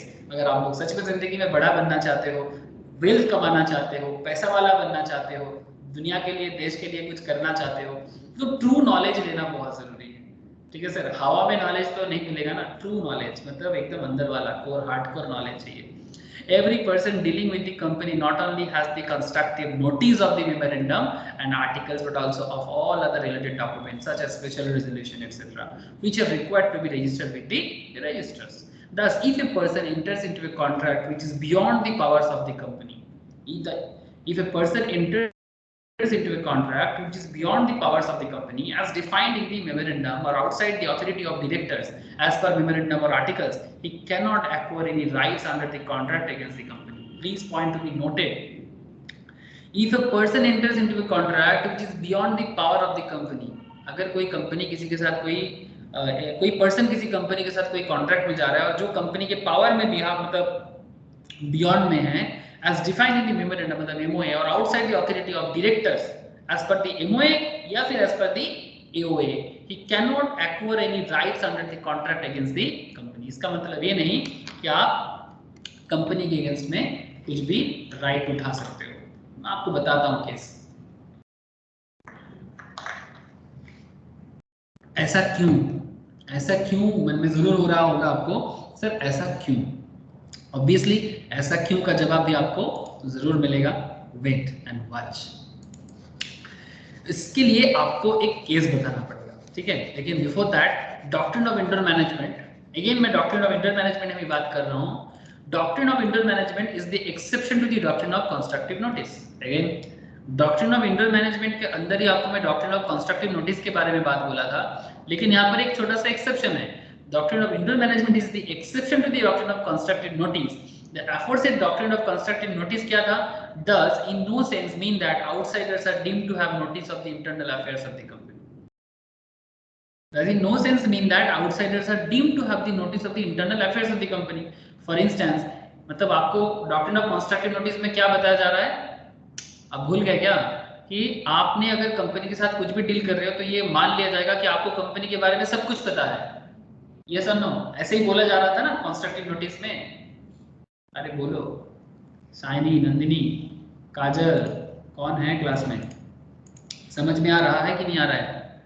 निबिड़? Yes sir. है सर। कंस्ट्रक्टिव नोटिस आपको क्या सिखा रहा था कि आपने कंपनी के साथ डील कर रहे हो तो इसका मतलब ये मान लिया जाएगा कि आप कंपनी के बारे में सब कुछ जानते हो, है ना। कोई भी चीज ऐसा नहीं होना चाहिए जो कंपनी के बारे में आप नहीं जानते हो। यही आपको सिखा रहा था doctrine of constructive notice. But यहाँ पर दूसरा कॉन्सेप्ट आ जाएगा। The aforesaid doctrine of constructive notice does in no sense mean that outsiders are deemed to have notice of the internal affairs of the company. ऐसे बारे में कुछ नहीं बोल रहा था। For instance, if an act is authorized by the article, अगर कोई act article से authorized है और memorandum से भी authorized है, an outsider is entitled to assume that all the detailed formalities for doing that act have been observed. This can be explained with the help of landmark case, Royal British Bank versus Turquoise. Royal British Bank versus Turquoise famous case है, इतना famous कि आपका दिमाग खराब कर देगा। चलो sir, दिमाग खराब नहीं करना है, सीखना है। इसको तुर्कवान रूल के नाम से भी जाना जाता है। क्या rule sir? Turquand rule. Famous case है, facts of the Royal British Bank versus Turquand. चलो फैक्ट में बात करते हैं, ठीक है। अगर आप इस केस को गूगल में जाके ढूंढोगे तो आप जस्ट टाइप करना तुर्कवान रूल, ठीक है। तुर्कवान रूल टाइप करते ही आपको यहाँ पर विकिपीडिया मिलेगा या फिर दूसरा कुछ भी मिल सकता है, but Wikipedia is a good source of knowledge, okay. तो आप चेक कर सकते हो, वहां पर जाके आपको ये केस दिख जाएगा sir. Royal British Bank versus Turquand rule का ये केस आपको मिलेगा, एकदम जैसे किताब में दिया हुआ है एग्जैक्टली वैसा ही हम लोग डिस्कस करने वाले हैं। किताब और ये विकिपीडिया का source same to same type of language में ही दिया हुआ है, तो मैंने इसी चीज को थोड़ा सा लेके रखा था। जस्ट लुक एट दिस, ठीक है, सोर्स मेरा विकिपीडिया है, आप देख पा रहे हो। तो मैं पहले थोड़ा सा आपको रॉयल ब्रिटिश बैंक वर्सेस तुर्कवान का कहानी थोड़ा सा मैं इंट्रो दे रहा हूँ, ठीक है। इंट्रो क्या था, ये most probably royal British bank का लोगो था, ऐसे देख के लग रहा है ये ब्रिटिश लोगों का ऐसा ही लोगो होता था। रॉयल ब्रिटिश बैंक वर्सेस तुर्कवान 1856 का केस है सर, ठीक है, in UK company law case that held people transacting with companies are entitled to assume that internal company rules are complied with, मतलब internal company का rules उसके अंदर ही है, even if they are not. This indoor management rule or the rule in Turkwan case is applicable in most of the common law in the world, not only in India or UK but maximum world में ही same rule follow होता है। It originally mitigated the harshness, मतलब इसमें ये जो doctrine of constructive notice का जो हर्ट्सनेस है ना सर, हर्ट्स मतलब वो ऐसे कि आप कंपनी के बारे में कुछ पढ़ो ना पढ़ो बट मान लिया जाएगा कि आप कंपनी के बारे में सब कुछ जानते हो, तो इसको थोड़ा सा इसको मिटिगेट करने का, थोड़ा सा हटाने का, लेस करने का, मतलब मिटिगेट करना बेसिकली थोड़ा लेस सीरियस बनाने का कोशिश किया गया है और ज्यादा कुछ नहीं। And in UK it is now supplemented by the companies act 2006, ठीक है। Now in UK this is 2006 act, section 39 से 41 में बोला है, it's not very relevant for all of you, ठीक है। बट अगर आप ग्लोबल लेवल, जैसे चार्टर्ड अकाउंटेंट से ग्लोबल लेवल पढ़ाई, सीएस आप लोग जानते हो कि आप लोगों को पता है Indian CA, Indian CS, even Indian CMA, ये सभी कोई अगर चाहे तो ग्लोबल लेवल में जा सकता है। और सिंपल एक काम है सर, पहले आप लोग जल्दी जल्दी चार्टर्ड बन जाओ, जल्दी जल्दी सीएस सीएमए जो बनना है बन जाओ। आफ्टर दैट आपको इंग्लैंड में जाके अगर सीएस का काम करना है ग्लोबली, ठीक है, आप किसी भी कॉमनवेल्थ नेशंस में जाके काम कर सकते हो, मतलब जहां जहां ब्रिटिश अपना कॉलोनी बनाया था वो हर जगह में सिमिलर काइंड ऑफ एजुकेशन चलता है। तो सुविधा क्या है आपको बस आईसीएसआई लंदन वाला अगर सीएस हुआ तो जस्ट आईसीएसआई लंदन का लॉ का एग्जाम थोड़ा क्रैक करना पड़ेगा, बाकी कुछ भी नहीं। सीरियसली मेमोरेंडम ऑफ अंडरस्टैंडिंग है, मैं कभी बताऊंगा आप लोगों को, डोंट वरी, ठीक है। ये ऐसा इंडियन सीएस के साथ England CS, UK CS Indian CA के साथ इंग्लैंड सीएमए सीए, इंडियन सीमा लंदन के साथ सीएमए के साथ यूके वाला सीमा लंदन, सब टाइप है। ऐसा नहीं कि आपको बार बार कोर्स करना पड़ेगा, ठीक है। आप इंडियन पढ़ाई करके ग्लोबल पढ़ाई भी कर सकते हो, but don't think about this now. पहले तो देसी चीज पढ़ लो ताकि देश में अपना पहचान बना सको, ठीक है, बिकॉज देश में काम करने के लिए आपको देश वाला चीज ही चाहिए, ओके। ऑलवेज बी देसी देन बी ग्लोबल, ये मेरा मानना है। तो इसके लिए एक पैंटालून्स में एक ब्रांड है ग्लोबल देसी, क्या मैं सही बोला? किसी को अगर पैंटालून्स का पता है तो शायद वो मुझे बोल सकता है। एक कपड़ा का ब्रांड है ना specially for the ladies, global देसी, है या नहीं? किसको पता? Yes sir. यस सर, अरे वाह, चलो very good, thank you. Okay, तो फैक्ट क्या था सर? ओके चलो फैक्ट मैं किताब से बोलता हूँ, सेम टू सेम फैक्ट जैसे यहाँ पर बोला है, ठीक है। मिस्टर तुर्कवांट कौन है ये देख लेते हैं। Mister Turquand was the official manager और liquidator of the insolvent Cameron Coalbrook Steam Coal and Swansea and लफर रेलवे कंपनी। ये जो Cameron Coalbrook Steam Coal and Swansea and लफर रेलवे कंपनी, इसका लिक्विडेटर है। लिक्विडेटर मतलब जो कंपनी जब बंद होता है उसके प्रोसेसिंग में ऑफिशियल काम करते हैं। नॉर्मली वो एक चार्टर्ड अकाउंटेंट भी हो सकता है, सीएस भी हो सकता है, सीएमए या कोई लॉयर भी हो सकता है, ठीक है। तो जिनका नॉलेज हो कंपनी लेवल में वही कर सकता है। तो it was incorporated under the joint stock companies act 1844, मतलब ये जो कंपनी है ये जॉइंट स्टॉक कंपनीज एक्ट 1844 के हिसाब से इनकॉर्पोरेट हुआ था। The company had given a bond for $2000 to the Royal British Bank which secured the company's drawing on its current account. Okay, चलो थोड़ा डिटेल्स में किताब में ही है, मैं आपको वहीं से बताता हूँ। सेम टू सेम जो मैंने यहाँ बोल रहा हूँ सेम टू सेम यहाँ पर भी बोला हुआ, देखो। ओके, केस है ना सर, केस को चेंज नहीं कर सकता। Was the official manager of the insolvent Cameron Coalbrook Steam Coal and Swansea and Luffer Railway Company. It was incorporated in the Joint Stock Companies Act 1844. The company had given a bond for ₹2000 UK pound. Company ने bond दिया किसको? Royal British bank को। which secured the company's drawings on its current account। मतलब company current account में कुछ पैसा उठाया, किससे? रॉयल ब्रिटिश बैंक से। सिंपल बात है, अपना करंट अकाउंट है। अरे आप लोग जानते हो करंट अकाउंट क्या क्या फायदा होता है? अगर आपका बैंक में दो तरह का अकाउंट होता है सर, या तो सेविंग्स या तो करंट। सेविंग्स इज बहुत ही D2, मतलब जो सेविंग्स में आपका पैसा जमा होता है। करंट अकाउंट नॉर्मली बिजनेसमैन बनाते हैं। पता है सर किसी को करंट अकाउंट किस लिए बनाया जाता है? স্যার क्या किस लिए बनाते हैं करंट अकाउंट? বিজনেস পারপাস লাগে, কারণ ওরা অনেক টাকা রাখা যায়, তোমার কারেন্ট নেওয়ার কোনো ইন্টারেস্ট নেই কোনো, लेकिन चार्जेस लगता है। करंट अकाउंट मेंटेन चार्जेस करने लगे के सर। लिए आपको बैंक को चार्जेस देना पड़ेगा।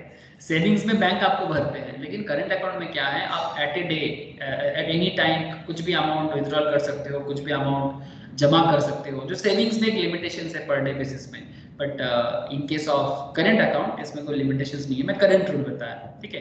तो करंट अकाउंट बेसिकली बैंक के पास जो होता है उसके थ्रू से आपको लोन वगैरह भी इजीली मिलता है, ठीक है। तो यहाँ पर वही एक बात कर रहा है कि ये जो 2000 पाउंड का बॉन्ड किसने दिया? कंपनी ने दिया रॉयल ब्रिटिश बैंक को सिक्योरिटी के तौर पे, कि अगर मैंने लोन नहीं चुकता कर पाया तो फिर आप बॉन्ड लेके कंपनी का बॉन्ड मार्केट में बेच के आप कमा सकते हो। सिंपल बात है, ठीक है। The bond was under the company seal signed by the 2 directors and the CS. 2 director and 2 CS. जो सीएस था कंपनी सेक्रेटरी था कंपनी का, उन्होंने कंपनी पे सील और सिग्नेचर किया। When the company was sued, अब कंपनी को सू किया गया, क्यों? It is alleged that under its registered deed of settlement, मतलब alleged मतलब उनके ऊपर आरोप है कंपनी के प्रति, the article of association मतलब settlement of registered deed of article of association के हिसाब से directors only had power to borrow up to an amount authorized by a company resolution।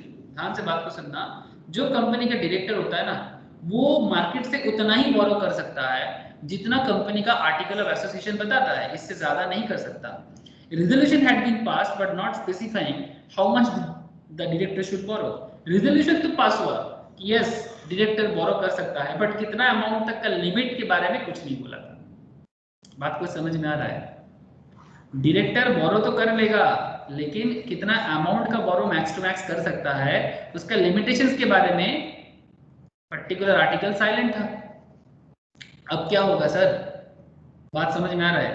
ठीक है। Held It was decided that the bond was valid, लेकिन अब इस particular मुद्दे पे बैंक बोल रहे कि नहीं ये फिर बॉन्ड तो वैलिड नहीं है ना। 2000 पाउंड का जो बॉन्ड उसने बैंक के पास रखा तो ये तो वैलिड नहीं है, बट कोर्ट बता रहा है बॉन्ड वैलिड है। कोर्ट बता रहा है, जो जज था उस पर्टिकुलर केस का, मैं उनका नाम भी आपको बताऊंगा, ऐसे नॉट वेरी नेसेसरी, बट फिर भी केस लॉ के अंदर अगर थोड़ा जानकारी मिल जाए तो बड़ा मजा आता है। तो so the Royal British Bank would enforce the terms। Royal British Bank को टर्म को enforce करना पड़ेगा। He said the bank was deemed to be aware, the bank was deemed to be aware the directors could borrow only up to the amount resolution allowed। Now article of association were registered with companies। अब article किसका है, bank का है या company का है? Please बताना, article of association किसका है, कंपनी का है या बैंक का है? एनीवन प्लीज बोलो। রুল বুক স্যার কোম্পানিরই হবে, कंपनी का ना, बैंक का थोड़ी ना है। तो article of association registered with Companies House, okay. So there was constructive notice. ये तो कंपनी का इंटरनल मैनेजमेंट है और कंस्ट्रक्टिव नोटिस के अंदर ही आ जाता है, but the bank could not be deemed to know which ordinary resolution passed. अब बैंक को कैसे पता चलेगा? बैंक तो कंपनी का मैनेजमेंट का पार्ट नहीं है, because this were not registrable. Company का अंदर वाला कॉन्सेप्ट जो है वो थोड़ी ना रजिस्ट्रेबल है, और इसमें बैंक को कैसे पता चलेगा कि भाई उनके अंदर में क्या बात हुआ है, रेजोल्यूशन में क्या बात हुआ है? तो बैंक को नहीं पता। The bond was valid because there was no requirement to look into the company's internal workings. अब डॉक्ट्रिन ऑफ इंटरनल मैनेजमेंट आपको यही सुविधा देता है, मतलब कॉन्सेप्ट क्या है कि बैंक को कंपनी का इंटरनल वर्किंग्स जानने का कोई जरूरत नहीं है। There is no requirement to look into the company's internal workings. अब इंटरनल वर्किंग्स में रेजोल्यूशन पास हुआ कि नहीं हुआ, रेजोल्यूशंस में डायरेक्टर के लिए कितना अमाउंट ऑफ लोन मतलब मैक्सिमम लिमिट लगाया गया है, don't need to know that. तो this is the internal management rule that the company's internal affairs are the company's problem. ये बैंक का प्रॉब्लम नहीं है। जो बैंक इनके साथ डील कर रहा है ये उनका प्रॉब्लम नहीं है। अगर सिर्फ कंस्ट्रक्टिव नोटिस में बात होता तो प्रॉब्लम बन जाता, अगर सिर्फ कंस्ट्रक्टिव नोटिस में बात होता तो प्रॉब्लम बन जाता, but internal management constructive notice का जो प्रॉब्लम था उसको क्या कर रहा है, थोड़ा लेस सीरियस बना रहा है, ठीक है, लेस सीरियस बना रहा है। और लेस सीरियस बनाने के कारण डॉक्ट्रिन ऑफ इंटरनल मैनेजमेंट का रूल जैसे ही लगता है तो कोर्ट सिंपल बताते हैं कि भाई ये कंपनी का प्रॉब्लम है, रेजोल्यूशंस का कॉन्सेप्ट, आपका बॉन्ड तो वैलिड है और जो भी लोन इशू हुआ है वो आराम से आप पास करा सकते हो। क्या कॉन्सेप्ट क्लियर हुआ है सर? बोलो सर, थोड़ा कंफ्यूजन है क्या या क्लियर है? Yes. सभी को पूछ रहा हूँ सर, क्या सभी को क्लियर है जो लोग क्लास में हो करेंटली? विश्वजीत, साइनी, नंदिनी, बोलो सर। चौथा क्लियर है वो? Yes, sir. Yes, sir. Yes, sir. Thank you sir. Yes, sir. हाँ sir. This is simple, this is talking of indoor management का कॉन्सेप्ट जो कंस्ट्रक्टिव नोटिस को थोड़ा लेस सीरियस बना देते हैं, ठीक है?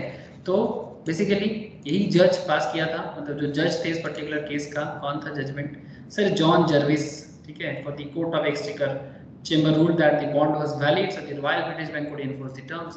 He said the bank was deemed to be aware that the directors could borrow only up to the amount resolution allowed. Article of association was registered with the company's house, so there is constructive notice, but the bank could not be deemed to know which ordinary resolution passed because these were not registrable. The bond was valid because there was no requirement to look into the company's internal workings. This is the internal management rule that the company's indoor affairs are the company's problem. यही बात कौन बताया sir? जो judgement दिया था इस particular case का judgment में था Jervis C J give the judgment, ये जजमेंट आया था, ठीक है? अगर और डिटेल्स पढ़ना चाहते हो, और डिटेल्स है इसमें से क्या सिग्निफिकेंस निकल के आया वो भी आप देख सकते हो, ठीक है? ओके सर, ये सिग्निफिकेंस में भी काफी सारे पॉइंट्स है जो हम लोग यहाँ पर अभी डिस्कस करने जा रहे हैं। ओके, तो डॉक्ट्रिन ऑफ कंस्ट्रक्टिव नोटिस भी समझ में आया, तुर्कवान रूल भी समझ में आया। थैंक यू सर, आप लोगों को समझ में आ रहा है, I feel good. Now, exception to the indoor management. Thus, you will notice that the aforementioned rule of indoor management is important to person dealings with the company, though its directors or other persons. Through its directors or other persons, they are entitled to assume that the act of the directors or other officers of the company are validly performed, if they are within the scope of their apparent authority, so long as an act is valid under the article. जब तक एक act, मतलब act valid है article के अंदर, if done in a particular manner and outsider dealing with the company is entitled to assume that it has been done in a manner required. मतलब जैसे outsider के लिए क्या हो जाता है कि भाई जैसे किया गया वैसे ही हुआ होगा, है ना? The above mentioned doctrine of indoor management of Turquand rule has limitation of its own, that is to say it is inapplicable in the following cases. मतलब कुछ ऐसे भी केसेस है जहां पर doctrine of indoor management use करना मुश्किल हो जाते हैं। देखो सर, हर चीज का everything have some positive concept, everything has some negative concept. हर चीज का नेगेटिव एंड पॉजिटिव होता है, इसमें कोई सेकंड ओपिनियन नहीं होना चाहिए। ऑब्वियसली हर चीज का पॉजिटिव नेगेटिव होता है। जैसे एक केस बताता है sir, actual or constructive knowledge of irregularity. Actual or constructive knowledge of irregularity, the rule does not protect any person when the person dealing with the company has notice. किसी को protect नहीं कर पाता ये problem, whether actual or constructive of the irregularity. अगर सच में irregular कुछ कॉन्सेप्ट है तो ये केस पता चला था Howard versus Patent Ivory Manufacturing Company, where the directors could not defend, director जो था अपने आप को डिफेंड नहीं कर पाया the issue of debentures to themselves, ठीक है? Because they should have known that the extent to which they are lending money to the companies required the assent of the general meeting which they had not obtained. मतलब general meeting में उनको कुछ भी accent नहीं मिला था, opinion का मतलब जो परमिशन था वो नहीं मिला था कि कितना डिवेंचर वो मार्केट में इशू कर सकता है, ठीक है? तो इसके बारे में कुछ भी नहीं मिला था। तो ये तो कंपनी के लिए खराब बात है ना कि जनरल मीटिंग में कुछ नहीं हुआ था लेकिन फिर भी कंपनी का डायरेक्टर मार्केट में डिवेंचर इशू कर दे रहा है। तो इन दैट केस तो क्या हो रहा है, डिफेंड, मतलब डायरेक्टर बाद में अगर उस पर अगर केस होगा तो फिर वो खुद को डिफेंड नहीं कर पाएगा। लेकिन डॉक्ट्रिन ऑफ इंडोर मैनेजमेंट क्या बोलता है कि कंपनी का मैटर कंपनी का है, इसमें आउटसाइडर को देखने का कोई जरूरत नहीं है। इसीलिए लॉ ने क्या बताया कि डॉक्ट्रिन ऑफ इंडोर मैनेजमेंट क्या बताया, वो जर्विस ने क्या दिया, कोर्ट में क्या जजमेंट दिया, भाई कंपनी का मैटर कंपनी का है, आपके लिए बॉन्ड एकदम ठीक है। लेकिन इसमें अगर बात, मतलब एक्सेप्शन समझ में आ रहा है ना कि अगर बाद में जब ऐसा हुआ कि दो डायरेक्टर ने कंपनी का डिवेंचर इशू कर दिया because they should have known the extent to which they were lending money to the companies required the assent of the general meeting which they had not obtained. Company का जो general meeting में इन लोगों ने कोई permission नहीं मिला लेकिन फिर भी ये लोग कर रहे हैं, तो बाद में अगर केस होगा इनके बिहाफ में तो ये अपने आप को प्रोटेक्ट नहीं कर पाएगा। Likewise, in Morris versus Kansin, a director could not defend an allotment of shares to him. अपने आप को shares allot कर रहा था as he participated in the meeting which made the allotment. His appointment as a director also fell through because none of the directors appointed him was validly in office. मतलब कोई भी director इनको company में validly allot नहीं किया था। मतलब वो अपने आप को director बोल रहा था, ठीक है, और कंपनी से शेयर का अलॉटमेंट भी ले रहा था, but his appointment as a director also fell through because none of the directors appointed him as a validly in office. तो फिर प्रॉब्लम समझ रहे हो sir? Doctrine of inter management का प्रॉब्लम हो सकता है। अरे सर बोलो, समझ में आ रहा है कि नहीं आ रहा है? क्लियर हो रहा है ना कॉन्सेप्ट? बताना सर। तो फिर मैं, एनी डाउट सर? किसी को कोई डाउट है पूछ लो sir. Okay sir. Suspicion of irregularity, the doctrine in no way rewards those who behave negligently. ठीक है, मतलब सस्पिशन ऑफ इरेगुलरिटी मतलब where the person dealing with the company is put upon an inquiry, for example where the transaction is unusual, अगर कोई unusual transaction हो रहा है, simple, the protection of the rule that Turkon rule also not available where the circumstances surrounding the contractor suspicious, suspicious समझते ना, highly suspicious, समझते हो? highly suspicious मतलब कुछ तो गड़बड़ है, कुछ तो गड़बड़ है। सस्पिशियस कॉन्सेप्ट में क्या होना चाहिए? अरे सर डिटेक्टिव मूवी चल रहा है, सस्पिशियस कॉन्सेप्ट में क्या होना चाहिए? इंक्वायरी होना चाहिए कि नहीं होना चाहिए? डिटेक्टिव में क्या होता है? डिटेक्टिव कॉन्सेप्ट में अगर कुछ हाईली सस्पिशियस है तो फिर उस पे इंक्वायरी बैठेगा कि नहीं बैठेगा? बोलो सर बोलो। Yes, sir. Yes ना? तो suspicion should arise, for example, from the fact that an officer is purporting to act in a matter which is apparently outside the scope of his authority। फिर मतलब एक officer कुछ ऐसा काम कर रहा है जो उसके ऑथोरिटी के बाहर है, तो जो काम आपके ऑथोरिटी के बाहर है तो फिर वो काम तो सस्पिशियस हो गया ना। As in the case of Anand Bihari Lal versus Dinshaw and company, the plaintiff, plaintiff मतलब जो जिसके अगेंस्ट में केस हुआ है, सॉरी जो केस लेके जा रहे हैं, प्लांटिफ होते हैं, डिफेंडेंट होते हैं। डिफेंडेंट मतलब जो केस को जिसके अगेंस्ट में हो रहा है, प्लांटिफ मतलब जो केस लेके जा रहे हैं। Accepted a transfer of a company's property from its accountant, plaintiff accepted a transfer of a company's property from its accountant, the transfer was held void. क्यों? The plaintiff could not have supposed, plaintiff suppose नहीं कर सकता in absence of a power of attorney, power of attorney नहीं है तो फिर suppose कैसे होगा? That the accountant has authority to effect transfer of the companies property. Accountant transfer कर सकता है लेकिन उसके लिए उसके पास पावर ऑफ अटॉर्नी होना चाहिए ना, नहीं तो एक अकाउंटेंट कैसे कर लेगा? बात समझ में आ रहा है सर? मतलब ऐसा नहीं, companies activity, companies internal matter is companies internal matter, but कभी कभी ये प्रॉब्लम नहीं हो जाएगा इंटरनल मैटर करते। बात समझ में आ रहा है? अरे बोलो। Yes, sir. जैसे इस मुद्दे पे मैं आपको एक चीज बताता हूँ, मेरा थोड़ा सा न्यूट्रल रूल है, अगेन थोड़ा पॉलिटिक्स का बात करूंगा। आई डोंट नो आप लोग कनेक्ट कर पाओगे, आप लोग कनेक्ट कर लोगे, बट आप लोगों को थोड़ा सा ऐसा लगेगा कि सर फिर से कंट्रोवर्सी। नहीं सर, कोई कंट्रोवर्सी नहीं है, बट एक कॉन्सेप्ट में बात करूँगा। जैसे रिसेंटली ये फार्म बिल को लेके बहुत झमेला हुआ है, ठीक है, पंजाब बॉर्डर में फार्म बिल को लेके बहुत बड़ा झमेला चल रहा है सर, ठीक है। कौन फार्म बिल के फॉर में है, अगेंस्ट में है? I am not with this. मैं बस इतना कहना चाहता हूँ कि जब फार्म बिल के लिए प्रोटेस्ट चल रहा है तो फिर वो एक पॉप सिंगर, क्या नाम है उसका, यूएस का, आप लोग बताओगे सर? एक पॉप सिंगर रिहाना, ऐसा कुछ, ठीक है, मैं उसको उतना जानता नहीं हूँ but I know she is very popular. तो रिहाना समथिंग कोई, तो उसने बोला, अचानक से आवाज उठाया कि भाई इंडिया में इतना बड़ा प्रोटेस्ट चल रहा है, कोई इसके बारे में बात क्यों नहीं कर रहा है? तो उसके अगेंस्ट में Sachin, Lata Mangeshkar and even some high profile celebrities ने बोला कि भाई देश का मैटर है, देश का इंटरनल मैटर है, इंडिया नो कि कैसे अपना प्रॉब्लम को सुलझना है, हमें आउटसाइडर्स का पॉइंट ऑफ व्यू का जरूरत नहीं है। ये खबर तो आप लोगों के पास पहुंचा होगा, हेलो सर, पहुंचा होगा कि नहीं होगा? अरे ये बहुत न्यूज बनाया था ये बातें, है ना? तो इवन उसमें कंगना रनावत और रोहित शर्मा, वो लोग भी इस प्रॉब्लम को लेके बहुत जोर से कुछ ना कुछ बोला था। ठीक है सर, मैं उसमें नहीं चलता हूँ, लेकिन भाई internal matter is internal matter, पर कभी कभी ऐसे लगता है ना कि कोई हमारे लिए सपोर्ट दे दे। ठीक है, जैसे एक चीज बता, दोनों, हर चीज का अच्छा होता है बुरा होता है।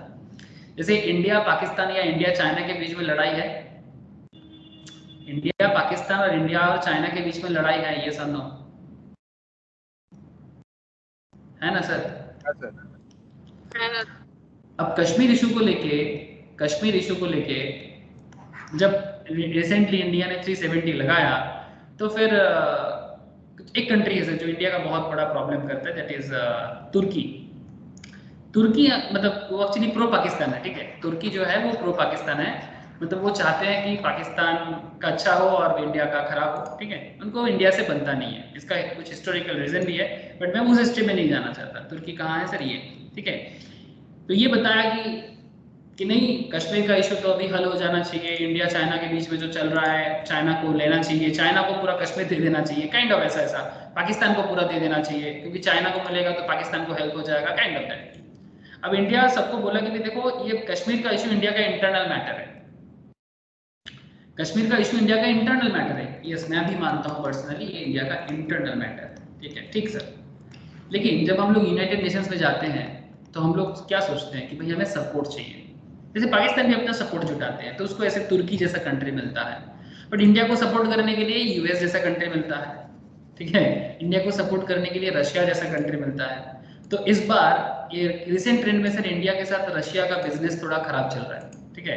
एक्चुअली रशिया के साथ इंडिया का मतलब रिलेशन बहुत अच्छा इसलिए था, काफी दिनों से रशिया इंडिया के साथ बहुत दिनों से बहुत अच्छा रिलेशन है इंडिया, बट रिसेंट ट्रेंड में रिलेशन खराब नहीं है बट बिजनेस नहीं हो रहा है, मतलब हम लोग रशिया से ज्यादा प्रोडक्ट नहीं खरीद रहे, स्पेशली डिफेंस का जो एरोप्लेन फाइटर ये सब चीजें। आपको बता दो कि रिसेंटली इंडिया एक्सपोर्ट में रशिया को सरपास कर गया, पता है आप लोगों को?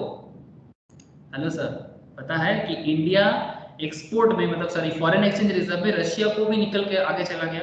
रशिया वर्ल्ड का बहुत बड़ा कंट्री है सर, रशिया का साइज देख सकते हो आप लोग, दिस इज रशिया। अरे देख पा रहे हो कि नहीं पा रहे हो, इतना बड़ा देश है, इसके अंदर तो 3-4 इंडिया घुस जाएगा, 4-5, ठीक है।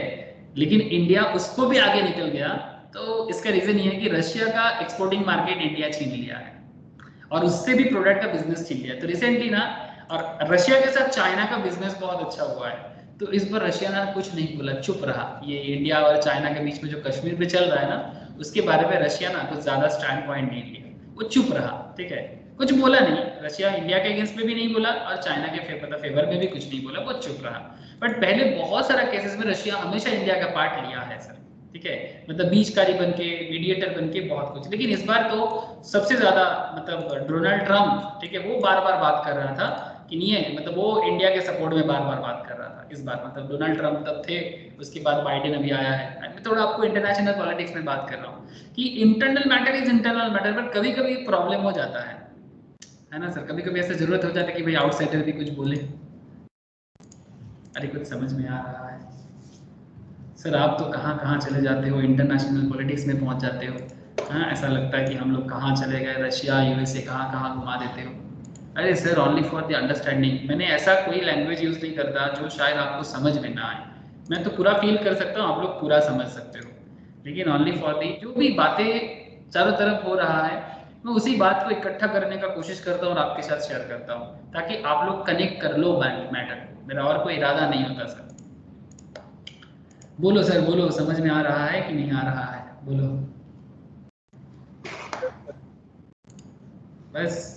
ओके, और केस भी है सर, फॉर्जरी का भी केस अगर है तो उस केस में भी ये इंडोर मैनेजमेंट बहुत प्रॉब्लम कर सकता है। Forgery like simple Turquand rule में फॉर्जरी, जैसे इसका भी केस है, Ruben versus Great Fingall Consolidated. इसमें एक केस हुआ था, in case the plaintiff was the transfer of a share certificate, ठीक है, issued under the seal of the defendant's company. The company secretary, the CS, who has affixed the seal of the company and forged the signature, मतलब CS ने company का seal and signature of the due director का signature जाल किया और company का seal को भी जाल किया, ठीक है, मतलब डुप्लीकेट किया और सर्टिफिकेट इशू कर दिया, ठीक है। तो ऐसे केसेस में भी ये इंडोर मैनेजमेंट, मतलब कंपनी का मैटर है, लेकिन ये भी प्रॉब्लम कर सकता है ना। मतलब सीएस कंपनी का इंटरनल लोग है, बहुत पॉपुलर की मैनेजरियल पर्सन है, लेकिन अगर वही फॉर्जरी करता है तो फिर इंटरनल मैटर रहेगा क्या? Hello sir, the plaintiff contended that whether the signature were genuine or forged was the part of the internal management and therefore the company should be stopped. stop मतलब stop इसलिए हो जाते हैं, मतलब stop का मतलब होता है पहले आप एक बात पे थे फिर आप दूसरा बात कर रहे हो। स्टॉपेल कब होता है जानते हो? स्टॉपेल तब होता है, मतलब स्टार्टिंग में आप कुछ मुद्दे पे अपना स्टैंड पॉइंट रखते हो, फिर कुछ देर बाद आपका स्टैंड पॉइंट चेंज हो जाता है। तो ऐसे केसेस में ना लॉ आपको स्टॉप कर देता है लीगली कि भाई आप पहले एक चीज बोल रहे थे, अभी तो दूसरा चीज बोल रहे हो। तो ऐसे कॉन्सेप्ट में स्टॉपेल का कॉन्सेप्ट आ जाता है, from denying genuineness of the document, but it was held that the rule has never been extended to cover such a complete forgery, ठीक है। कंप्लीट फॉर्जरी के केस में ये रूल कभी भी एक्सटेंड नहीं हो सकता Indian management, in that case obviously वो रूल एप्लीकेबल नहीं किया जाएगा। तो ये सब था एक्सेप्शनल, तो basically basics of company law तो हम लोग कवर कर चुके हैं। बेसिक्स ऑफ कंपनी लॉ में जितना सारा पार्ट था, बेसिक्स में एडवांस का भी काफी चर्चा हुआ है, समरी दिया हुआ है आप लोगों को। मैं बस इतना बोलूंगा कि प्लीज एक बार घर में समरी पढ़ लो। समरी पढ़ के आप इसके नीचे देखना, क्वेश्चन भी दिया हुआ है, एमसीक्यू भी दिया हुआ है एंड सब्जेक्टिव क्वेश्चंस भी दिया हुआ है। Please do practice descriptive question as well as MCQ questions. ठीक है सर, फिर मैं आप लोगों से अगर कुछ भी बाद में कंपनी लॉ का प्रॉब्लम होगा मैं फिर से डिस्कस करूंगा। अच्छा नहीं, ऐसा नहीं, और भी कुछ टॉपिक है मैं बताऊंगा आप लोगों को नेक्स्ट क्लास में, लेकिन बेसिक्स के साथ जुड़ा हुआ कुछ एडवांस एरिया था जो मैंने ओवरऑल आप लोगों के साथ शेयर किया, पढ़ा। आई होप आप लोगों को पूरा समझ में आया कि नहीं आया? रोशनी, दादा, शाइनी, बोलो। विश्वजीत है दादा। क्लियर ना? यस सर, आ गया। Yes sir. ओके सर, ठीक है। Yes, sir. सर ठीक है, फिर पढ़ लो एक बार इसको फटाफट, एकदम पूरा गो थ्रू कर लो। ठीक है, पूरा कंपनीज एक्ट में एकदम दिमाग में भर लो। ठीक है, वो बोले गाना है एक बहुत फेमस, भर दो झोली मेरी। ठीक है, ये एक कवाली गाना है, मुझे बहुत अच्छा लगता है, भर दो झोली मेरी कंपनी लॉ में। ठीक है, तो कंपनी लॉ का एकदम दिमाग में ना, एकदम लॉ में दिमाग में एकदम भर लो। सर मजा आता है सच बताना, लॉ पढ़ते वक्त मजा आता है ये सब, चाहे बिजनेस लॉ पढ़े या कंपनी लॉ पढ़े, मजा आता है कि नहीं बताना? सीरियस, मैं तो थोड़ा मतलब मुझे लॉ पढ़ते वक्त मैं बहुत मतलब ऑब्वियसली कोशिश करता हूँ, कभी कभी मजाक भी करता हूँ, कभी कभी सीरियस बातें भी करता हूँ, कभी कभी पॉलिटिक्स का बातें कर लेता हूँ, कभी जियोग्राफिकल कॉन्सेप्ट में बात कर लेता हूँ, बट अल्टीमेटली लॉ कितना वाइटल है मैं ये समझाने का कोशिश करता हूँ। मैं खुद भी एक्चुअली ज़्यादा रियलाइज भी करता हूँ, मतलब मुझे पता है ये सब चीज़ें, बट जब मैं पढ़ाता हूँ ना मेरा और दिमाग मतलब सीरियस हो जाता है कि बाप रे बाप, इतना सारा कंसर्न मैटर आ जाता है जो शायद आपको पढ़ाते वक्त मैं और ज़्यादा एनरिच करता हूँ। ये मेरा पर्सनल बेनिफिट है, बट आप लोग कितना एनरिच होते हो वो तो आप लोग ही जानते हो। ठीक है सर, कोई बात नहीं, चलो टाटा, फिर अच्छे से पढ़ें। ओके, बाय फिर से सबको, bye sir. Bye sir. Bye, tata. Bye sir.